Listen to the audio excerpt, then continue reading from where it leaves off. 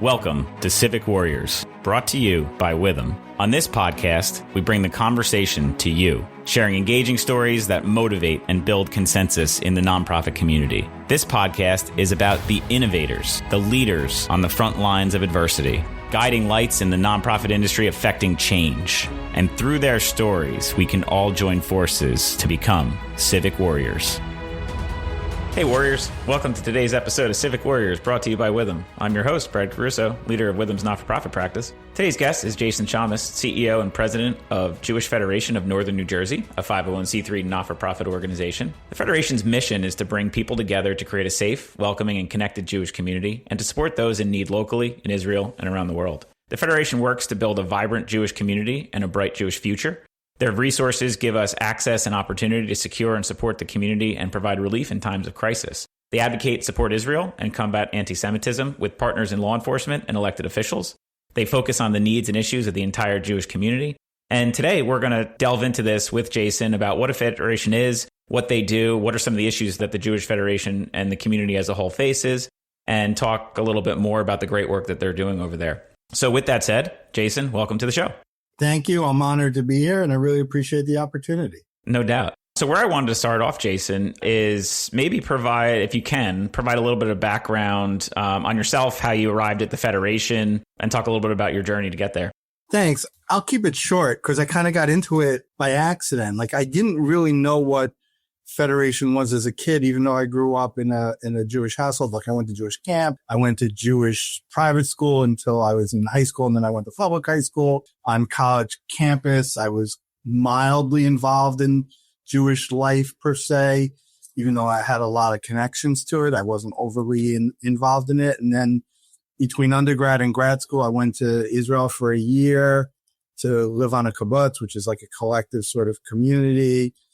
And I sort of fell in love with Israel, became a Zionist. I understood it a lot differently. I came back to the States and I enrolled at grad school at the business college at the University of Arizona.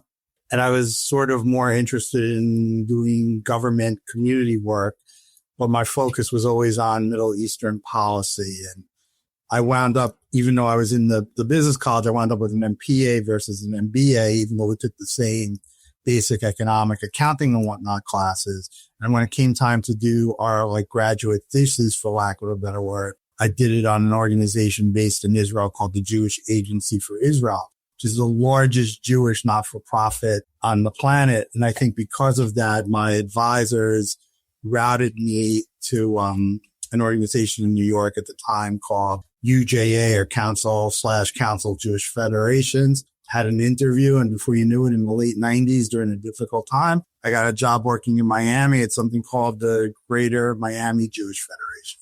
Oh, and awesome. Ever since then, I realized the great work I was doing. I could make a living, make a difference. And so that began the path. What made you move from warm weather climates like Arizona and Miami to the great state of New Jersey here? I mean, I actually grew up in New York, in the Bronx, in Rockland County. But for me, it was about career opportunity and growth. Unfortunately, with our system, there's at the time, 180 federations. It was awfully hard to move up quick enough for what I wanted, because I was growing a family. I wanted to raise my income and quality of life. And so the opportunities were always to move. So I went from Miami to Boca, which is called South Palm, to Washington, D.C. for 3 years. And now I've been here for 15, and I couldn't be happier. Although this winter I could live without. I think we could all use a different climate for a little bit. I felt like it's walking through Antarctica half the time. I'm like, oh, the ground's frozen. Nice. It was brutal. I mean, it's still like a foot of snow. Yeah, no doubt. So with that said, obviously working within the Federation for many years, why is the Federation important to you? And why is the work the Federation does important to you and the mission of the Federation? So I think what makes the Federation unique in its 100+ year history as a system is that it was the one place to bring the entire Jewish community together. Whether your priority was 100 years ago, the ingathering and, immigration and enculturation of the Jewish community to Jewish education, whether it's camp or schools, or whether you were interested in feeding people or supporting global Jewish life. Like, it was the one place where everyone can come together and have a voice. And so I really liked that it was involved in almost every aspect of Jewish communal life and not just like a singular path, right? So we have a very broad perspective. We try to be as representative as we can be. And quite frankly, we have connections and affiliations from people who do have, more specific interests, but that's what makes it great when they come together. It's a really community collaborative process, including how we define priorities, the work that we do. And it's changed. It changes all the time. And we have the ability to adapt. And because we have a network of agencies that we support, work with, fund in any way, shape, and form, we're able to meet needs as they're evolving and emerging. So I think that's a pretty cool thing for us to do as a people, considering what goes on in the world. Yeah, without a doubt, especially in the not-for-profit community, the term partnership isn't used enough, but, the Federation acts as that partner to so many agencies and really is like a super connector on a variety of levels, as well as, a fundraising arm to a large degree of helping to support many of the causes and local programs that exist. So yeah, it certainly serves a significant need. And by the way, we do it with the non-Jewish world too, right? We work with other groups quite a bit, right? The AAPI community, the Indian community, the Black African American community we work with. So it's not always only about us. When I say we partner, it's broad. Even, with elected officials we partner with, because someone's got to do some of the work on the legislative side. And, it's a pretty nice spot to be in. I'm pretty pleased with how it's gone for me personally and professionally, how the organization does it. Love it. And if you were to define, I guess, a couple of the key programmatic activities that the Federation does, what would be the key areas that you focus on? I know you have a big meals program, and I know several others, but in your words. Yeah. So look, there's a couple. You mentioned the meal program. Thanks to the federal government and the Older Americans Act and all that, we're able to get a couple of $100,000 towards feeding people, right? Nutrition is a big thing, but because we want our program to be more than just about food. We want people to be more in touch with our programs and services. So if someone has a need, whether it's mental health or a physical need, we have a whole system to support it. We throw in almost another $1 million for our program. We have social workers at the meal sites and things like that, because caring for the elderly is far more encompassing than just food. But the nutrition part is obviously a critical life support need. But if someone were to, God forbid, fall in their house, fall out their home, having a social worker who already knows them is actually a benefit for the individual themselves, but it's also easier to get them into the network and system. And financially turns out to be more affordable according to government statistics, right? Like, the worst thing that can happen is we first come into contact with someone when it's an emergency. And we're trying to get them at an earlier point than when it's a crisis. So that's one of the programs I was particularly pleased with. Two recent emergencies, the COVID crisis hit our community very hard. We raised millions and millions of dollars to help with those, sort of those needs. And then coming out of that, we got hit with the October 7th in Israel emergency crisis. And we raised, $9 million, most of it going for mental health and trauma. Right? Federation is funding people on the ground. We're not funding government stuff. We're an apolitical organization in that sense. But when the Israeli people were hurting, we had to be there. And we set up funds for trauma support for women who were abused, right? All the orphan parents, it was very difficult when the entire country was mobilized, leaving people at home. Youth programming came to an end and things like that. So those are some of the initiatives I'm really proud of in terms of like the bigger ones. Yeah. Yeah. Love that. And we've done a couple of our most recent episodes that we've done talked about that, about, organizations like yourself, especially that are able to, when a crisis does occur, able to quickly, efficiently, and effectively get dollars to the people that need it most. And I think that's, one of the things that a lot of people in the public don't always realize is, how easy is it to get $1 from your bank account to an individual that's experiencing that crisis? And it's not especially internationally, it's not an easy thing to do. So we always say the reason why we're able to turn the switch like that is because we're on the ground every day in an ordinary situation, in day-to-day activities. And so when a crisis comes, we already have the resources on the ground to go to. So you talk about what happened over COVID when everything shut down and these seniors who were going, for example, to congregate meal sites were now homebound. It didn't mean that they didn't need food anymore. It just meant that we had to get the food to them differently.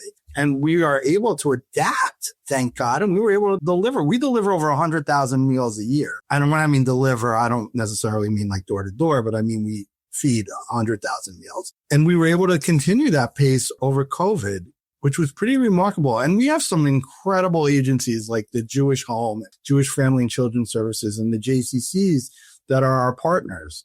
Right. I liken Federation sometimes to the BASF commercials. Like we don't make the product, we make the product we use better. And that's sort of our role. When we talk about delivering meals, Federation works with partners who provide those meals. But we coordinate, we run with the government grant, and we're sort of the checks and balance on it. So it's a great position to be in, especially when you see it working. No doubt. Yeah, couldn't agree more, and appreciate the commentary on the work that many of the agencies you work with do as well. I think that's important, and your role in facilitating that and making that happen.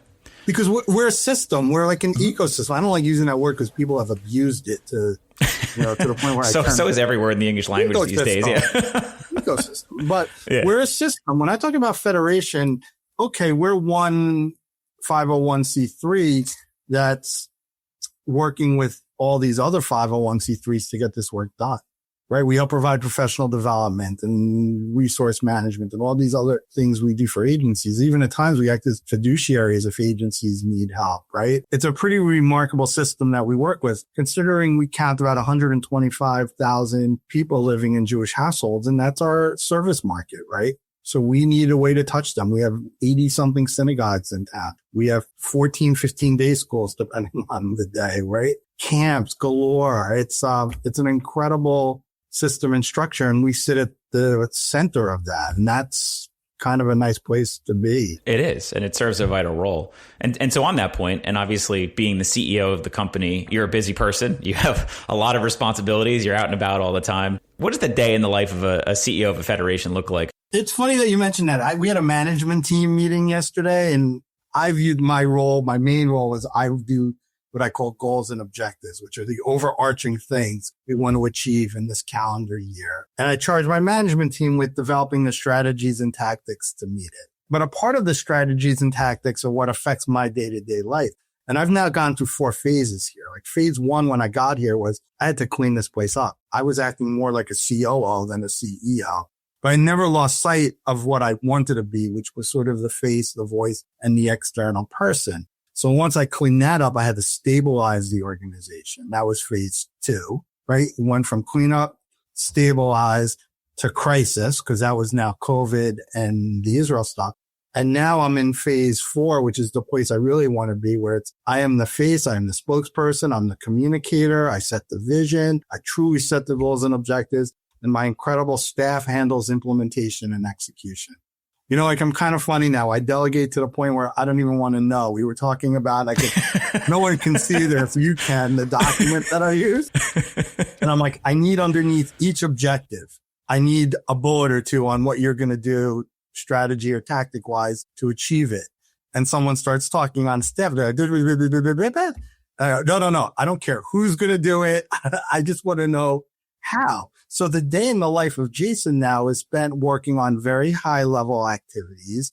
Most of our major donors I communicate, our federation board leaders and presidents, who are amazing individuals who get selected to be my chief partner on this, have unique insight and vision. And we are focusing on, like any CEO of a for-profit organization, how do we get from where we are now to where we want to be? And if you ask our auditors and other people who know what our numbers are, you will know that in the 15 years that I've been in my job, we've actually grown quite a bit, remarkably so. When I got here, we were hemorrhaging, and now we're not hemorrhaging anymore. The number of major donors that we have has grown, meaning people who give to us major dollars annually has grown. And I think our influence in the community, I call it the old Howard Stern Q rating, like how well you're known and your sort of popularity has gotten much better. And that's because I've been able to really, the day in the life of Jason is I've hired good people directly underneath me who have freed me up to be the outside Jason, which I actually love. I mean, I've spoken in Trenton a gazillion times at this point. I interact with highest level officials in the state and in Israel and elsewhere. And it's now like I'm finally like bearing the fruits of the hard work so that the job is what I want it to be. And I think what my leadership is like excited about. I love every minute of everything you just said. And my journey here with him has been pretty similar from going from, stabilize an environment to growth mode to then crisis mode with COVID and everything else that came with that. And then now you're at a point where you surround yourself with the right people. Your vision is what's driving the ship. And then you're able to do the things you like to do. And that's the same with myself too. Like I love doing these podcasts, but if I'm signing audit reports all day, I can't be doing these podcasts. But at the end of the day, I both are mutually relevant to the job. But the only way that it happens is by having excellent professionals. And I've been super fortunate to get a lot of like really solid professionals around me that run the ship, that make things go very smoothly. And, and then I'm the one that shakes hands and kiss babies and moves on. Yeah, So but it makes a world of a difference having staff 100%. you can trust and delegate to. One of the things that struck me early on, I'll just tell you, like, this is a 15-year-old Jason thing, is like if I went away for a week on vacation or if I was working in Israel for a week or two, they always were like, well, who's going to be in charge when you're gone? And I'm like, no, the management team is a collective. They'll do it. Right. If you have a problem with agencies or whatever, call Lisa. If you have a problem with fundraising, call whoever was in charge of fundraising. Like, and by the way, there is this thing called technology. These iPhones do work overseas. They work in third world countries. It's so funny how emails work in seconds around the world. It's amazing. Like in Ethiopia and the foothills in Ethiopia, right? Have Jewish history there, and right. But it's nice, and I don't get involved in other personnel issues anymore. It's really like a credit finally to, like I said, the staff that I have now that I didn't have years ago. And I shouldn't, because I always had good staff, but it was a place of the organization, right? My management team, if you want to really talk about it, I think there's, including me, there's 7 of us. And I think 5 of us have been with the organization for at least 15 years. And every one of them I promoted into it. Right. And so the 2 positions that have changed over quite a bit are fundraising, which is the hardest part of a not-for-profit. And my CFO position has changed over. I'm on the 3rd one really in 15 years. I had 1 temp in there, but I'm on my 3rd one. And the first one left for a much bigger job. You can't argue with that. The second one, who I loved and adored, wasn't Jewish, left for a much bigger job. I still speak to both of them, mind you. And my new one, God bless him, commutes from Brooklyn and is doing a great job and is now, I think, almost 5-6 years in the job. So that stability is critical. It is. And I love the promotion from within concept. That's a big, especially in public, like our profession, public accounting. It really is important because the individuals that get into those roles not only have the right training, education, and understanding of the way the culture works, but also they have that opportunity to rise up to the occasion. And then, as you said before, make the ship the way you want to make the ship. And I think that's an important aspect of being a leader in general, is you have to have that opportunity to shape things the way you want. Otherwise, you're just, it's hard to grow into that role if you can't make it what you want. So I really value that. Yeah, and it's very tricky in a 501c3 because you're working for a board. Mm-hmm. The people on the board are not experts in the field per se. They're committed, they're caring, they're passionate, they're generous, they're brilliant in their own right. But this is not the work that they do. And they have to thank God they gave me the latitude to do things a little bit differently here to affect change. Not all of them want to do it. I mean, I had a very challenging situation when I started here. The board was 120 members strong, which is an enormous board. That's enormous. Yeah. And there were trying to get that majority on a call. Majority. I think 8 of the 120 were no longer with us. Right. I'm not kidding. And we had to make this change. And my first board president, now they're called board chairs because I updated the bylaws to be consistent with New Jersey state law, which is another incredible accomplishment. His uncle was the person I who came before me, my predecessor. So I was telling him, and at one point I looked at him and I said, David, you can't change just the CEO in this organization and expect the organization itself to change. If there's a real lay pro partnership, we have to look at the lay leadership side of it. And the board is a real albatross here. The people we want to show up for the board don't show up. The people who show up are chairs of committees who are giving reports to people who don't know anything about what they're talking about. And then they have like veto right. They have the question right, the questioning ability. So we changed it and we reduced the board to 40. We put giving levels in. We had criteria and job descriptions put in. You had to show up. I think it was 6 meetings a year at the time. You had to show up for at least 4 of them. And it started to really make a difference. And my leadership started to really appreciate it. And while we lost a couple of people in the process who were not happy, we gained more than we lost. And that really helped propel me and the organization forward more than people, I think, realize. It's a valuable insight that the not-for-profit community as a whole should take away, which is, all these parties need to work efficiently together, and you need to have the right individuals, not only in your leadership team, but your board is your leadership team to a variable degree, because they're also driving the vision and the governance of the organization. And, if they can't hold you accountable and you can't hold them accountable, it's hard. And 120 people is, that's untenable, Right. But everyone saw it as like an honor, right, and privilege, except by bylaw, you got a lot more power than honor, right, and privilege, right? And responsibility. Yeah. There's a significant responsibility of being a board member, especially that, all those reading public news articles right now, those boards are sweating, the ones that are in the public news where their CEO is stealing hundreds of millions of dollars. The board is the one that the fingers are going to get pointed at. I don't know how people do that, Brad. I don't know. I'm not even talking about I'm talking about cognitively, how do you do it? I just wouldn't even know where to begin on that, but small justifications lead to big dollars.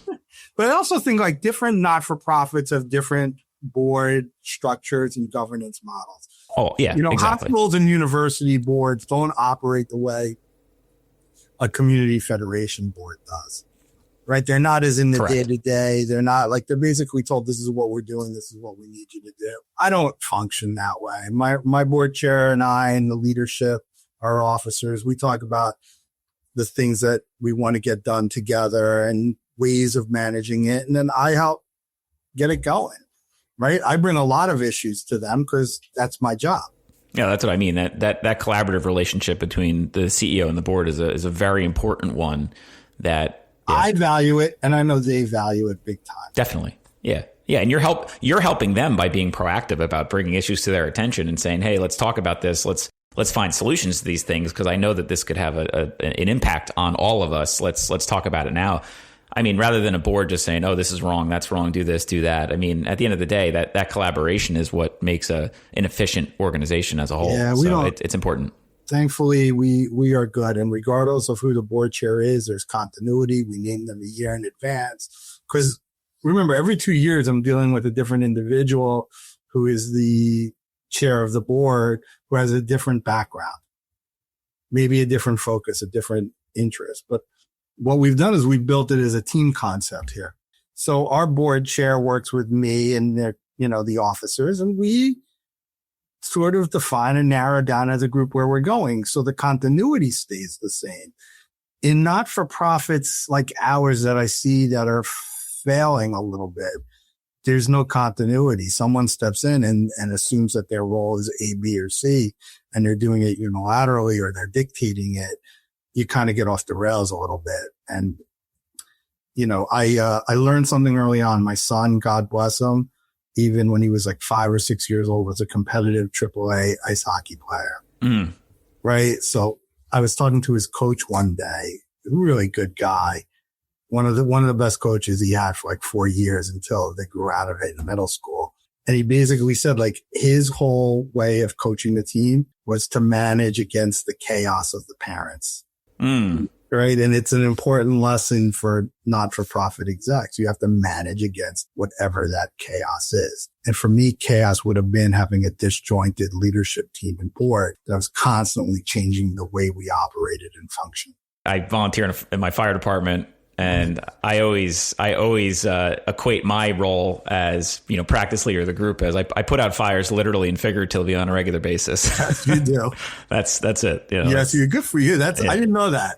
Yeah, it is. Yeah, awesome. it's good job. It's how my you fit into your work and home schedule. Middle of the night. I'm a big middle of the night responder. So we don't sleep as a volunteer, we don't sleep at the firehouse. It's a lot of, we drive from our personal homes to there to get on a truck to then respond to something. So the good part is that I generally speaking, other than, major catastrophes like major storms, we're not, living there or staying there for any period of time. It's on an as needed basis. So what did you do? I guess I'm flipping the podcast script. I'm interviewing you. What did you do when you got all that snow recently? You didn't have to stay? We stayed. I was at the firehouse from 6 a.m. until 6 p.m. And we were driving around. We have a plow and a pickup truck, and we were driving around like plowing out things. And thankfully, we had no major fire calls because everybody was home. So the good part is that there wasn't there was actually no chaos. There was no major accidents or anything like that. So, but we were there like ready to go and prepared. And, all of it, as a volunteer group, the funny part is like how prepared you have to be for like anything that can happen. Like you're you're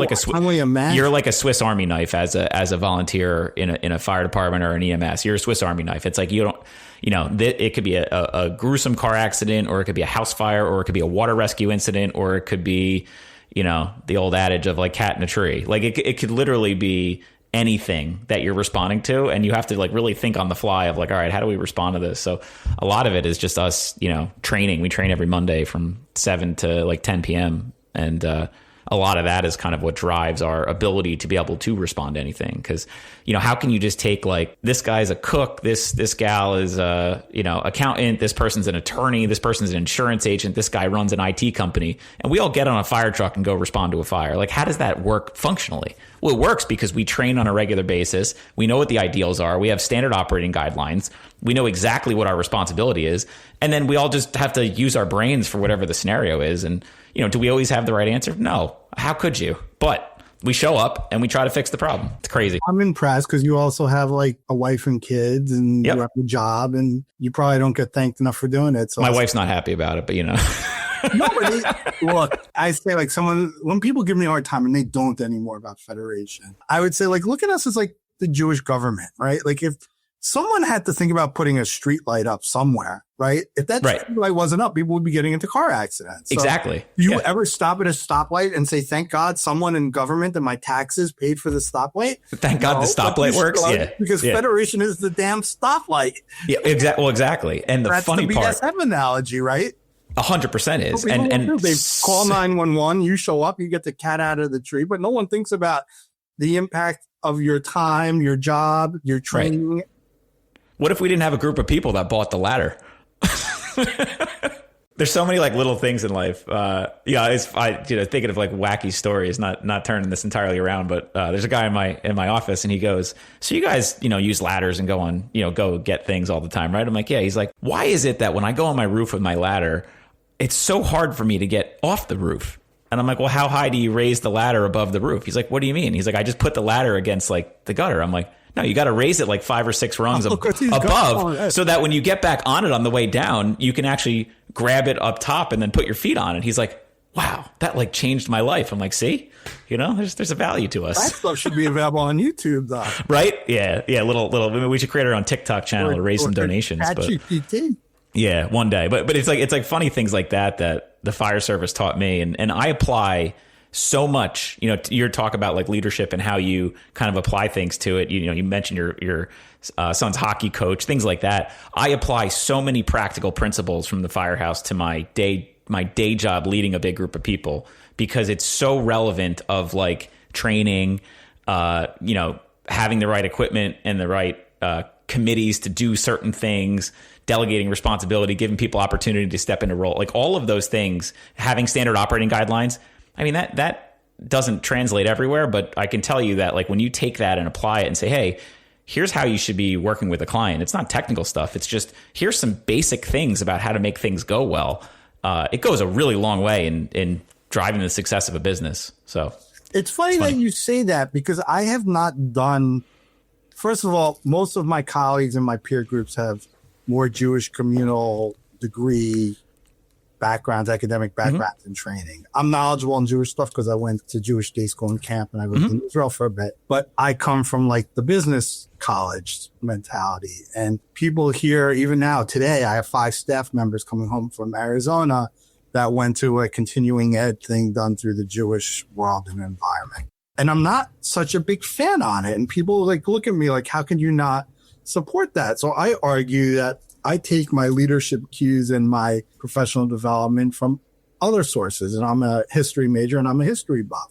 So I'm going to tell everyone who's listening to this right now 3 things that have influenced how I go about management. One is a book called The Admirals, which goes through all of the 4-star admirals in World War II.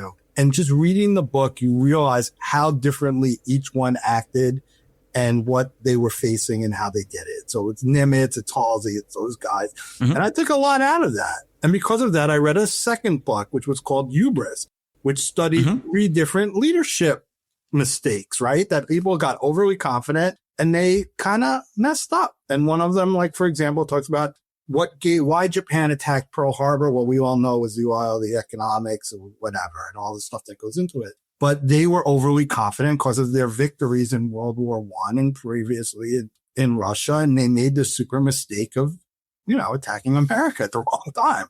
But I take from that different leadership models. But even something sillier is I watched a show called Air Disasters on the Smithsonian Channel where they dissect aircraft accidents. It's like really more of investigation as opposed to like the aircraft. The plane is the means to the end. But there was something once out of a simple airplane. There was a crash because there was a landing light on a flight that was landing in Miami, a Pan Am flight in the 70s, where the light showing that the landing gear was on was blinking or was off. And so they couldn't figure out. And there were 3 pilots in the plane. None of them paid attention to speed and altitude. And the plane crashed and hundreds of people were killed. And from that came out this idea of management that was called CRM, crew resource management. And it was about delegating. It was about communicating and things like that. And I started thinking to myself, these are things and ways that help me do professional development and management that people wouldn't ordinarily take into account. And it sounds silly. Even me telling you these 3 things sounds silly, but it's been incredibly helpful for me. It's about delegating. It's about communication. It's about leadership style and conviction. And in the end, those 3 things drive me. And I don't think it's any different from you with the fire EMT stuff. It's no different at all. And I appreciate you bringing that up. And I always love hearing what people read and what they're passionate about. And I too am big into history and reading. And a lot of it's funny, but I've developed a lot of leadership understanding and guidance from a lot of the military community, like similar to a couple of the books you mentioned. There's a couple out there called, like, one I read all the time called Make Your Bed. And it's, 10 things of just like, you should just think about on a day-to-day basis, really simple things. Like if you make your bed in the morning, like you accomplish a task for the day and then you feel accomplished. So then like you move on to the next task and you move on to the next task. And I was like, wow. But yeah, I did that. A book called Extreme Ownership. And I preach this concept of extreme ownership. And if you get all of your employees just to buy into the concept of ownership, but all of that, yeah, like if I read an accounting textbook, it doesn't help me a wink to run what we do at all. It's those little intangibles. It's those little intangibles of managing people, of dealing with conflict, of managing stress, all of those things. For anyone that is a leader, looking to be a leader, I really, really think that you can glean a lot from reading outside experiences that are completely outside of the field that you're in. And it's important to understand the field you're in too. So I do, like in the fire service, like we have to go to fire trainings and we have to understand that. But also the leadership side of it is not necessarily the fire training stuff, but there's chain of command stuff. Like how many people can one person effectively oversee? And at some point I looked at my model. I'm like, so let me get this straight. I have 48 people reporting to me. Like it's not possible. Like I can't effectively manage 48 people. I can manage 5 who then manage that 48 people because you can set up the hierarchy the right way. But man, when I roll into a role like that, I was like, That's a good principle. I need to apply that immediately. And then you apply it and then things start going better. And to your point, you're successful in the role you're in for, several years now because you helped evolve it. But you brought those outside forces with your leadership style and your management style, which then helps support how you make the overall organization functional and thrive. Yeah, it's good to hear. I hope so. I mean, that's what I endeavor to do. And actually, we have the exact model you spoke about here. I think I'm one, I supervise 6 and they supervise 48. 100%. Yeah. The concept is a military concept called span of control. And no one person can supervise more than 5 to 7 people effectively. So when you're setting up a hierarchy or a chain of command, you need to set it up that way that you supervise 5 people and then each of those people supervise 5 people. Well, now you've covered 35 people in the organization. Yeah, it's the opposite. 25 people. I didn't do the opposite of a pyramid scheme. War. Not the other way around. Yeah. We still try to have fun. That's the other thing I always say. Like, the job, you got to have a little bit of fun doing it. You have to. Yeah. If you're running an organization and you're managing an organization, especially one that's, you have more than 50 employees. We have thousands of employees over here. If you can't make your day to day have some level of enjoyment to it, then it's not going to be enjoyable. And it's like a simple thing. And then I tell even our staff that just start, I'm like, do you know that it's up to you to help make it fun? Like, Brad's going to come in here and bring in donuts. Well, maybe you don't like donuts and then you're like, oh, this guy doesn't understand me. Well, why don't you tell me what you like and why don't you go execute on it? Like it's not a hard principle, but giving the ownership to them to say, well, why don't you make it fun? And then people either say, yeah, I'll make it fun. And then they love working here and they work here for 20 years or they don't and they leave. And it's like, yeah, well, that's part of the ecosystem. Like that has to happen. There's nothing you can do with turnover. I think the hardest part for me in my job now is accepting certain criticism still drives me. I know I'm not perfect. No one is. So I just say to myself, have I moved the organization forward? Am I doing a good job? Are you happy with it? Like if there are things you want me to fix along the way, just let's sit down and talk about it. That's makes it easier for me. But, it's hard. It's a good principle. I'm the CEO and president, but I'm not the owner. Right? If I own my own business, I could do whatever the hell I please and live and die with the consequences. But this is a community enterprise. We have an endowment with $120 million of assets in it.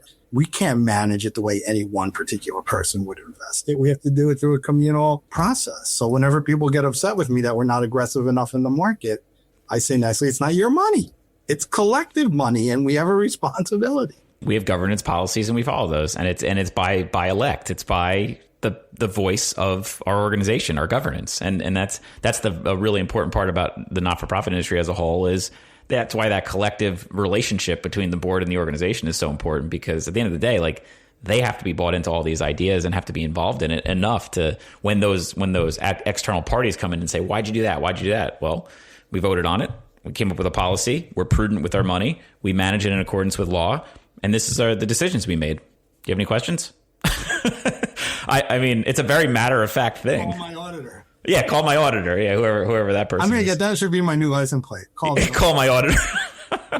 Call your auditor. Yeah, ask them the questions. So with the Federation itself, I mean, what's on the horizon coming up? What do the next couple of years look like for you? How do you as a Federation, I guess, just as generations change and as, mindsets of people change, donors change, how do you as a Federation stay relevant and, kind of what do you see as your next couple of years as the Federation as a whole? So I've mentioned a couple of times, like we're flexible and we have to be adaptive because needs always change on the ground and new things come up. So there's a couple of things we're really focused on in the next couple of years. Coming out of COVID, we did a needs assessment of our community. It was a big project. And in the end, we came out with 4 distinct strategic directives. One was about engaging the community to increase participation in Jewish life. That's one huge element to it that comes in the form of programming, content, improving what we have, adding, modifying, and even addressing communities like Wayne and the Pascagoula Valley that need more direct programming and access for people to participate. A second one that came out of it was about being the central convener, the one place where everyone can come together. So there's a diverse view of the Jewish community by age, by gender, by geography, by level of observance. And we're starting to convene those groups.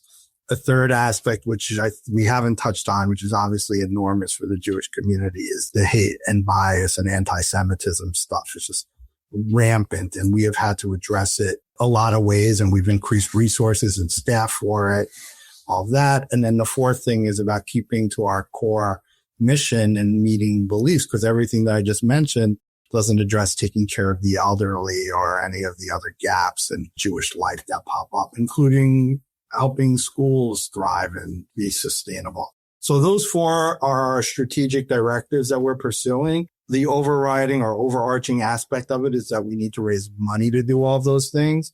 I always used to say to people, our job is to build community, because they used to say, all you do is fundraise. I'd say fundraising is a means to the end, not the end itself. The end is about strengthening the Jewish community. And I believe with these strategic directives, even though what I just told you was very overarching, we break it down into like specific things we want to do. And one of them, for example, is the Wayne Jewish community. We are heavily Bergen-centric because of the 125,000, almost 100,000 live in Bergen County. But we also service Hudson County, and we have Wayne. And Wayne, in my opinion, has been underserved for 20 plus years, even since I got here. And because I've done all the things I spoke about with the stabilization and now the growth, we're doing a special project. We're going to do a mini needs assessment. We hired a consultant to work in Wayne. We've put a small committee together, and we're going to try and figure out how many Jews really do live in Wayne, what they need, and how to give them access to Jewish programs and services. If we're talking about engagement and participation is one of our goals and objectives, I'm not going to neglect the 5,000 to 7,500 Jews who live in Wayne. It's not going to happen. So that's a major project on the horizon, for example. If we don't step in and do it in Wayne, no one's going to do it. And I got a sense speaks to the need since October 7th that people are pretty strongly now identifying with their Jewish identity, even if everyone does it on their own terms. But there's got to be something we can do there that's more than what we currently do, or better than what we do. Yeah. And I think it's important that you have that foresight and, to both identify what the need is, as well as, a plan in place to approach it. Yeah, because we have a whole planning department. Like, we have 4 or 5 people in the department whose job is to do this. And then when we talk about bringing the services together, that's where the partner agencies are extremely helpful. Because if we say we need to expand the meal program in Wayne, we're going to go to Jewish Family and Children's Services or the Jewish Home, and we're going to say, we need you to help partner with us to make this happen. These things take time because we are volunteers working on it with our staff, but I think demonstrating that we're committed to it, and we put $60,000 to start into this project, goes a long way to making a statement about the seriousness in which we're going to take it. It certainly does.